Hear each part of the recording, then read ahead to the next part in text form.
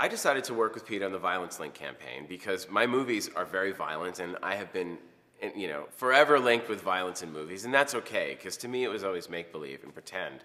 And I always thought no matter what I'm doing on a movie set, there's nothing worse than what's going on in the real world. I mean, people do horrible things to animals. I remember seeing a friend when I was 13 years old who took a BB gun and he went out shooting pigeons.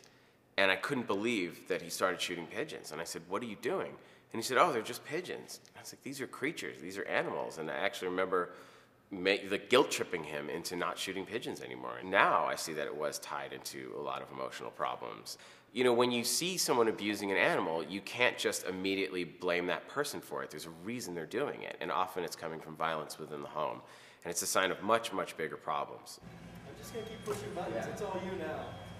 I remember going to someone's house and seeing a dog chained up outside and freezing, and I couldn't be in the house anymore. I couldn't be friends with this person, knowing that these people left their dog out there suffering, and they had this attitude of, "Whoa, it's just a dog," but you could see how upset this animal was. So I'm always very, very affected by violence in real life, and certainly violence against animals, because I feel like they're helpless in many ways, and we have to help them. It's our job to protect them. I felt that in my case in particular, my link to violence in movies could be really helpful with this campaign. You know, people see me and they expect, okay, something's gonna happen, someone's gonna get beheaded, and they know that it's all fake, and they know that it's all in good fun, I guess you could say.